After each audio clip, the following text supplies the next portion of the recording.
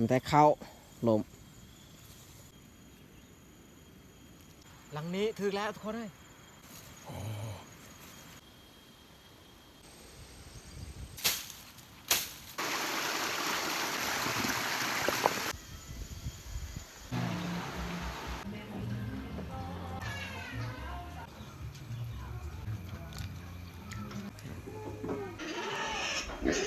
ถอกใส่ถ้วยที่เราเคยเลี้ยง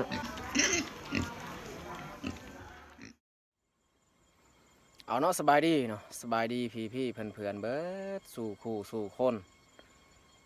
สำหรับวันนี้ข่อยก็ขึ้นมาอยู่เทิงไฮคือตัวนี้ก็นั่งอยู่เทียงไฮพีเอฟซีก็อาจจะเบื่อการเข้าไฮแต่ก็เฮ็ดยังบ่ได้เพราะว่าอยู่บ้านเฮาก็คือเข้าไฮนี่แหละเป็นอาชีพหลักเข้าไฮเข้าสวนหรือว่าเข้าป่าแบบนั้นเนาะเฮาอยู่กับธรรมชาติเนาะแล้วก็มีพีเอฟซีบางคนก็คอมเมนต์มาว่าเฮานี่กินแบบประหยัดโพดเนาะแบบว่าบ่มีเนื้อสัตว์เนาะคือเว้าเริ่มแล้วนี่ในหมู่บ้านเฮานี่ก็ส่วนน้อยคนสิได้กินเนื้อสัตว์ถ้าว่าเขาบ่ได้สัตว์ป่าบ่แม่นเฮาสิได้ไปซื้อจากตลาดมากินเนาะอยู่บ้านเฮานี่แม่นหากินตามธรรมชาติถ้าว่าเฮาได้สัตว์ป่าเฮาก็ได้กินถ้าว่าเฮาบ่ได้ก็อดเอาแนวนั้นยามมีก็กินยามบ่มีก็อดเอาและสำหรับวันนี้ก็ค่อยมาย่ามกับที่ค่อยใส่ไว้มือก่อนนั้นเนาะแล้วมื้อนี้นี่เฮาสิเอามันต้นมาเปลี่ยนเลยเนาะก็คือเหยื่อของมันเนาะแล้วก็สิมาเบิ่งอีกผลปลูกที่เฮาปลูกอยู่กลางไร่มีหยังที่มันเสียหายเพราะว่าเมื่อคืนนี้นี่ลมพัดค่อนข้างแห้งแล้วก็ฝนตกหนัก3-4 วันฝนตกตลอดหากะเช้าตกมื้อนี้แหละมีแดดส่องมาหน่อยนึงเนาะเฮาก็ดีใจมีแดดส่องมาถือว่าจากนี้ต้นไปนี่ก็ขอให้ฝนบ่ตกซะเฮาจึงได้เก็บได้เกี่ยวเข้าให้เนาะโอเคแม้แต่ทุกคนที่ตามเบิ่งนำคอยเลยเนาะมันต้นค่อนข้างยาวเนาะเอาตัดครึ่งนึงเอาไปใส่ครึ่งนึงก็น่าจะพอดีเนาะสำนี้ก็น่าจะพอแล้วเนาะตัวนี้ปาไว้อีกแล้วก่อนที่เราจะย่างไปย่ามกลับหรือว่าไปเปลี่ยนเหยื่อเราสิพามาเบิ่งต้นข้าวก่อนต้นข้าวที่มันล่มนี่ทุกคนสังเกตเบิ่งผักบัวนี่ก็หักเบิดล่มนี่ข้าวที่มันล่มไปข้าวนั้นแล้วก็มาเบิ่งนี้อีกนี่แบบว่าต้นสูงต้นงามนี่มันล้ม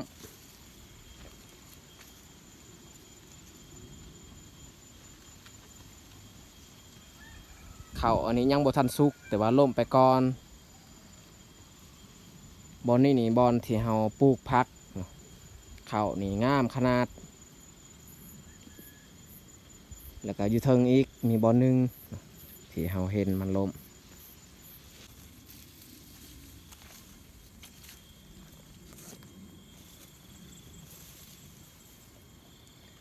มือวานนี้คอยมาย่ามกับอยู่นี่มีน้ำเนาะอยู่นี่มีน้ำเฮากังวลสุดยานว่าต้นมะฮุงอันนี้มันสิล้มเพราะว่ามากมันก็ค่อนข้างหลายยานมันหนักเกินไปมันมีโอกาสล้มแต่ว่าก็มาเบิ่งมื้อนี้บ่ล้มก็เฮาดีใจเนาะมันแต่เข้าล้มนี่มันเป็นคุมนองแต่ก้อนเขาก็เลี้ยงปลาคือกันอยู่นี่เขาที่มันล่มอันนี้เขาบ่ได้กินทอกอันนี้เพราะว่ามันยังบ่ทันสุกถ้าว่ามันสุกมันล่มแค่แน่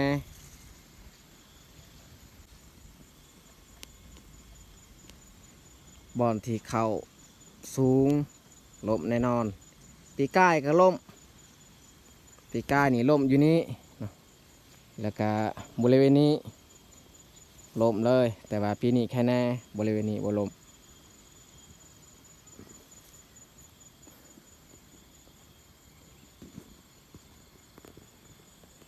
ท้องฟ้ากำลังสว่างน้อยนึงบางทางก็มีแดดส่องมาก็ดีใจที่เริ่มมีแดดส่องมาช่วงฝนตก 4-5 วันก่อนนี่เฮาก็รู้สึกว่าเบื่อเนาะเฮ็ดอิหยังก็ค่อนข้างยากบ่ค่อยได้ออกไปไกลมาแต่ขึ้นมาอยู่เทิงไห้แล้วก็เฮ็ดเวียกอยู่เฮือนเบิดสำนั้นถ้าว่าฝนบ่ตกเฮาก็ได้ไปทางไกลไปหากินแหน่เนาะหรือว่าสิเก็บสิเกี่ยวข้าวไห้นี่แหละเพราะว่าข้าวไห้ก็สุกแล้วอันนี้ก็ถ้าว่ามื้ออื่นมื้อฮื้อแดดในหมู่บ้านเฮาเขาก็มีการเต่าโฮมประชุมเนาะจัดพิธีการเก็บเกี่ยวข้าวไห้เพราะว่าอยู่บ้านเฮานี่ปกติเวลาเขาจะเก็บเกี่ยวข้าวไห้นี่มีการจัดเป็นซุมนุมเนาะตามประเพณีของบ้านเฮาเราต้องได้กินหมูกินไก่ร่วมทั้งหมู่บ้านเลยเนาะแล้วจึงคอยเก็บเกี่ยวถ้าว่าเฮายังบ่ทันจัดพิธีอยู่บ้านนี่ถึงว่าข้าวมันจะสุกก็ตามเฮาก็บ่สามารถเก็บเกี่ยวได้คันสิบ่เชื่อก็บ่ได้อีกอันนี้เป็นประเพณีของชนเผ่ากะตูเฮาเนาะโอ้โหน้ำในหนองนี่ก็บกลงอีกโอ้ทุกคนสังเกตเบิ่งมันบกลงคือปลายเลยมันบกลงปกตินี่น้ำเต็มนี่ฮอดอันหญ้าหันเนาะแต่ว่านี่มันลงเพราะว่าน้ำนี่มันบกจากห้วยพุ่นแหละบอนเฮาเก็บน้ำมาปล่อยใส่หนองอันนี้ทุกคนสังเกตเบิ่งนี่น้ำในท่อนี่ก็บ่มาแล้วนี่แห้งสนิทเจ้าน้อยเฮาก็ต้องได้ไปแปลงน้ำคืนนี่โอ้ผักกาดนี่มีแดดซองมาหน่อยหนึงก็เหี่ยวใบของมันก็บ่ลึงกับอากาศแดดมื้อนี้มันถึกแดดเหี่ยวหน่อยหนึงส่วนลายนี่มันถึกแต่น้ำฝนตลอดผักที่เฮาว่านใหม่ๆหั่นเฮาปกไว้เมื่อวานนี้เมียขึ้นมาอยู่นี้เพิ่นปกไว้เพราะว่าฝนตกหนักปกไว้ถ้าว่าเฮาบ่ปกไว้มันเน่ามันเปื่อยเขานี่ผู้ดีเก็บผู้ดีเกี่ยวแล้วแนวพันธุ์ชนิดนี้นี่มันสุกไวแล้วก็เวลาเฮาเหยียบก็มันล่นง่ายแนวพันธุ์ชนิดนี้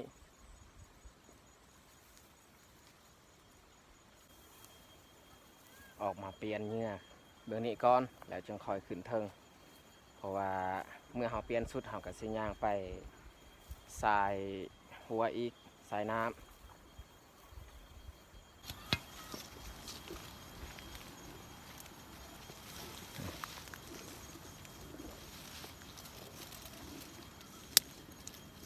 ยังบ่ทันเน่าปานใดเหงื่อแต่ว่าเฮาต้องเปลี่ยนเพราะว่า3 มื้อแล้ว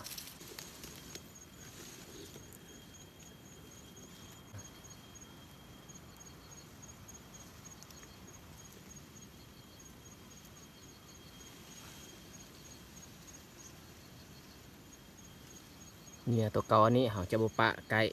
ตัวนี้นี่เฮาทิ่มอยู่กลางไฮเลยเฮาต้องฮีบย่างไปเปลี่ยนหรือว่าย่างยามเพราะว่าท้องฟ้าเฮาเบิ่งก็ค่อนข้างมืดยานว่าฝนตกจะหน่อย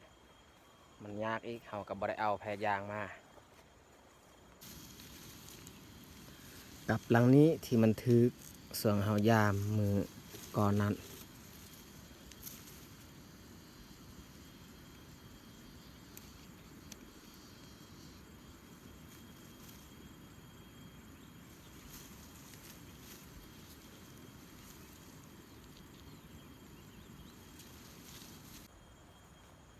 เฮายามไปก็ไล่ลังแล้วบ่ทึกทุกคนเลย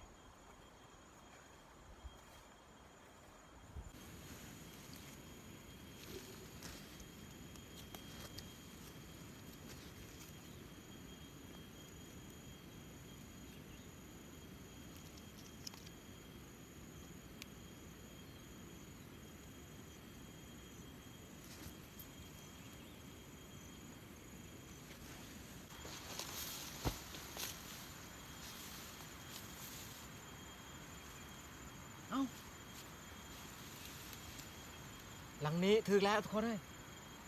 ถึงแล้วมาเบิ่งไกลๆเลยอันนี้บอลเฮาใส่นี่บอลเฮาใส่กลับนี่ใส่กลับทุกคนเห็นบ่หนูตัวน้อยโมทันใหญ่ปานใด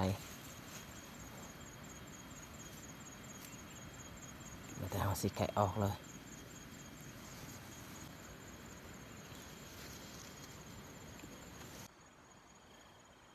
ได้ตัวหนึ่งแล้วทุกคนพอหายมือไงไปเลื่อนต่ออีก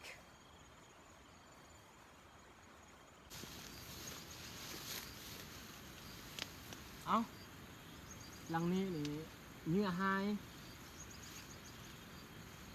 มันได้กินเนื้อแต่เราจะเปลี่ยนเนื้อตัวใหม่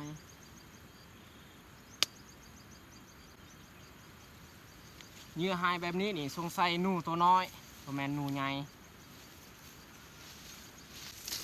หลังนี้กับโบทึก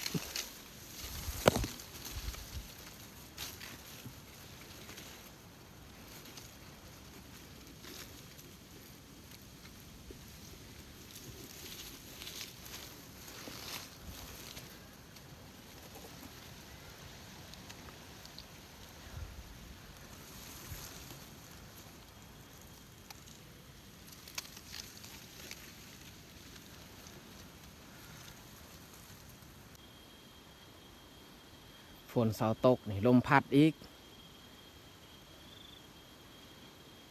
แบบนี้แหละฝนฟ้าอากาศหลังสุดท้ายบ่ถือทุกคนเลยหลังสุดท้ายกับบ่ถือได้แต่ตัวเดียวนี่แหละ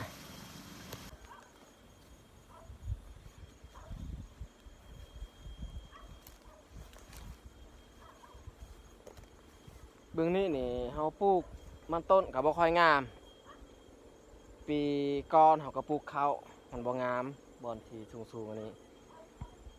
ขนาดมันก็ยังบ่งามให้เขาปลูกข้าวแห้งแล้วแหละอันนี้เนี่ยเฮาจงไว้อีกให้มันเป็นป่าแล้วจึงกลับมาทางใหม่อีกส่วนอยู่ลุ่มบางที่นี่แม่ยังสิปลูกต่ออีกปีต่อไปหญ้ามันแห้งแบบนี้แค่แน่อยู่เฮาย่างไปย่างมาย่างไปมือวานมือซืนนี่ยานให้มันเปียกถ้าว่าเฮาบ่ใส่เครื่องโบกอ่ะเฮาย่านคือกันได้เวลาเฮาย่างไปแบบว่าหญ้ามันหกแบบนี้เฮาย่านสัตว์และสัตว์เลื้อยคลานอันตรายคือกันนะ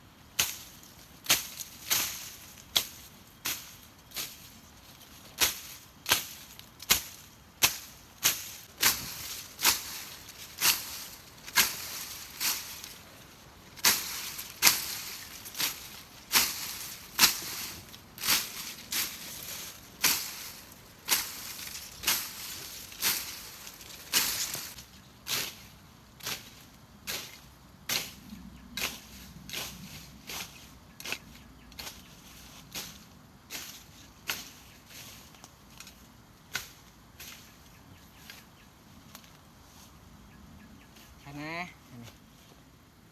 ชีวิตช่วงหน้าฝนเฮาทางใบแบบนี้นี่หญ้ามันจะบ่ขึ้นใบถ้าว่าเฮาทางช่วงหน้าฝนนี่หญ้ามันขึ้นใบขนาด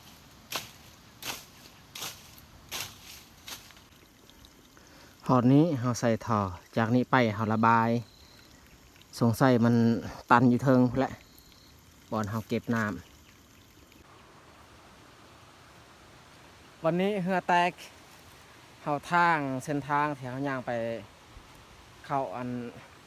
ห้วยเพราะว่าทางมันค่อนข้างหกอีกอย่างก็มีแดดส่องมาก็เลยเหือแตก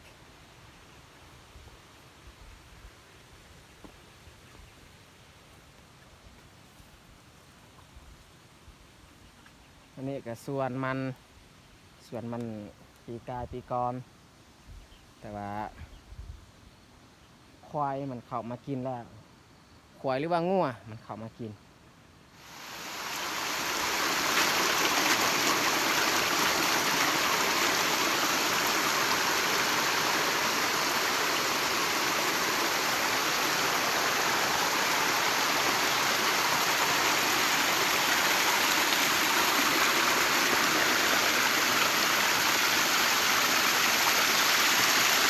โอ้มันตันเป็นพอดอกมันบ่ไหลนี่ดิน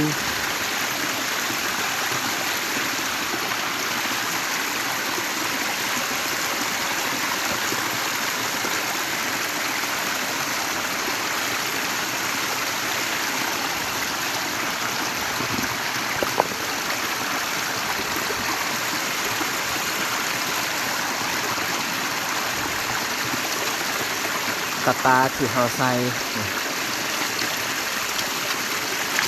ป้องกันขี้เหอะขี้เหงื่อ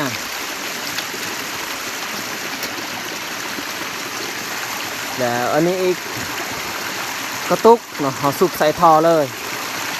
กระตุกเฮาเจาะเป็นหู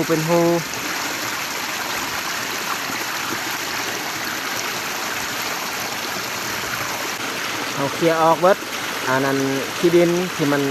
ใกล้ปากท่อจะเอากระตุกอันนี้สุบคืนอีก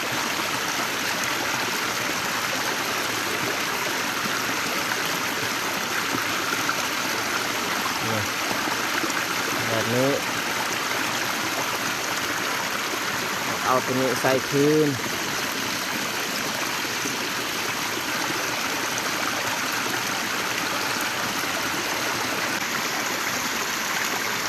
เอาหินน้อยมาเต็งไว้ใส่กระตาทางก้อนนี่เมียเอาหินใหญ่มาใส่เพราะว่าเพิ่นขึ้นมาแปลงเป็นบุหูวิธีการแปลงการใส่อาจจะใส่แบบนี้แหละ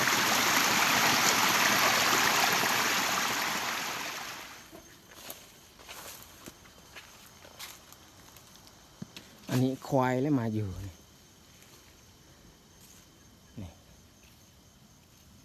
หอยมัน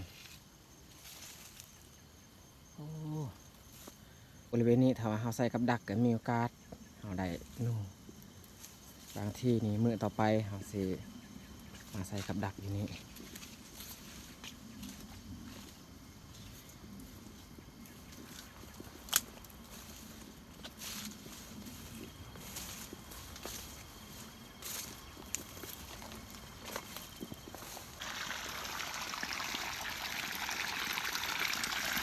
น้ำไหลมาเนี่ยเต็มท่อแล้ว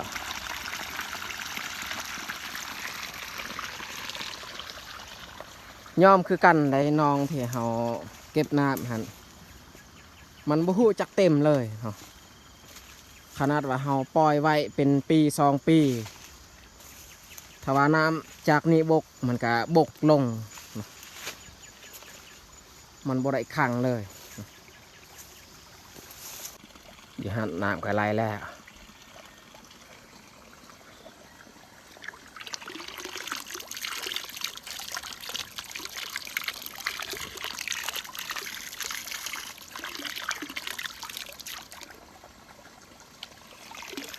หอยนี่ลายอยู่หอย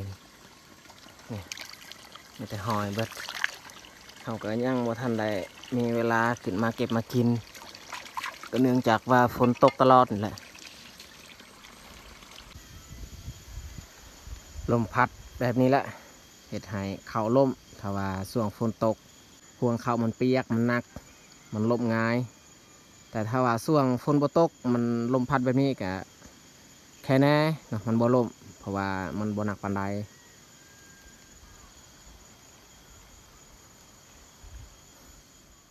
บร แต่เฮาสิย่างกลับบ้าน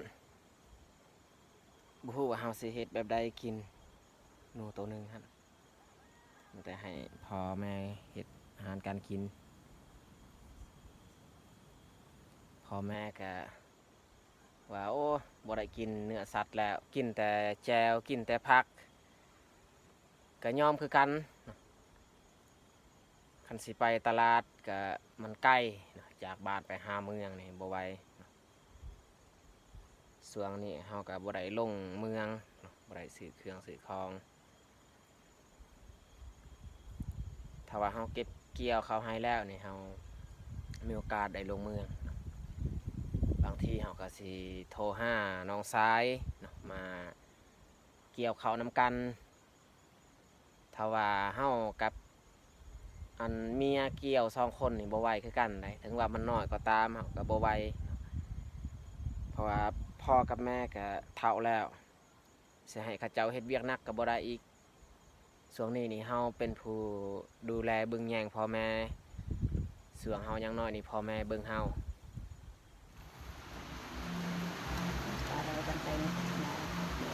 ต้มหน่อไม้ไล่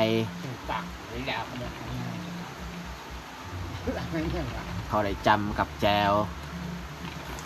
เอาต้มกับบัวลายดอกต้มหน่อยหนึ่งสัมพุดีครับหนึ่งเขากินส่วนซีนูในแมนพ่อบริหารเรียบร้อยอันนี้แหละสำหรับนูอันนี้แหละเมนูที่พ่อเฮ็ดต้มนูก็ได้สำนี้เพราะว่านูมันโตน้อยกินแต่คาบเดียวสำหรับของกินตอนแรงวันนี้ก็ได้แต่ส่วนนี้อันนี้นี่แมนข้าวปุ้นเนาะข้าวปุ้นใส่แจวข้าวลนใส่กันอันนี้แกงผักเนาะนี่ต้มหน่อไม้แจวแล้วก็ต้มนูอันนี้นี่แม่แบ่งให้พี่น้องเรียบร้อยเรือสำเนียงให้เฮากินกับข้าวเหนียวป่นมันตอนนี้พวกเขาก็ได้มานั่งพวนพาน้ำกันส่วนน้องแยกก็บ่อยู่เฮือนน้องแยกนี่ไปลิ้นนำหมู่เพื่อนแต่เฮากินข้าวก่อนส่วนอาหารการกินนี่เฮาแบ่งไว้ให้แล้วมากินข้าวแรกน้ำกัน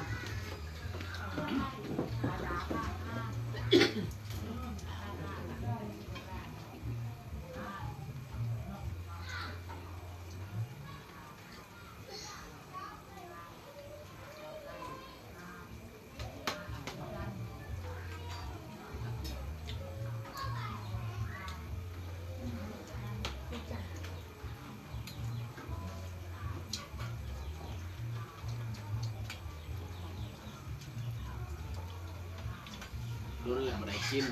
เนื้อสัตว์ปลา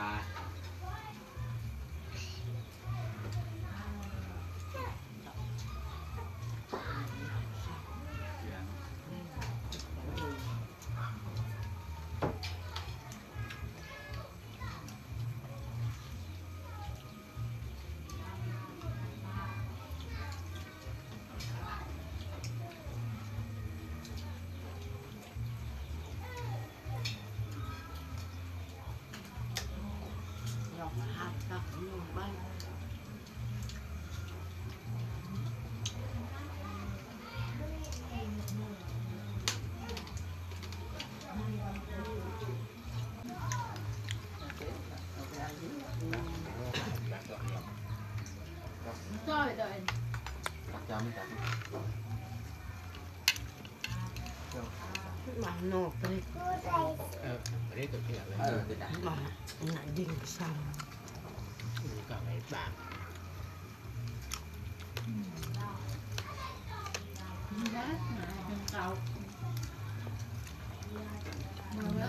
ำตายตาเบย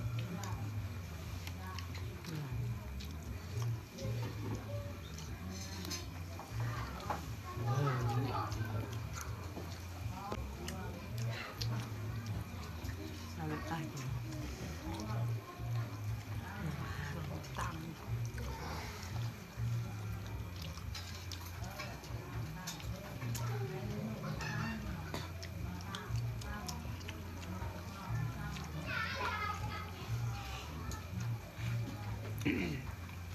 กลางก็มา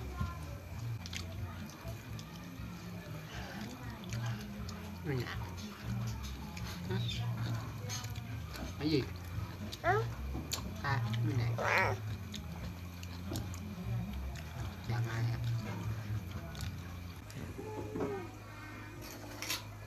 อันนี้แมนพ่อกับน้องแยกย่ำเขาที่เขาจะเลี้ยงอันลูกมา3 โตเขาต้องย่ำก่อนถ้าว่าเขาบ่ย่ำนี่มันกินบ่ได้วิธีเลี้ยงมาน้อยก็เฮ็ดแบบนี้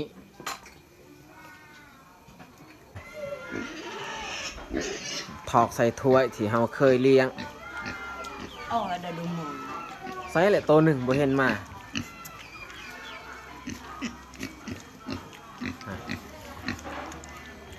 เอาเห็ดแบบนี้มันกินได้แต่ว่าเฮาบ่ย่ำนี่มันค่าในปากเวลามันกินเข้าไปมันค่า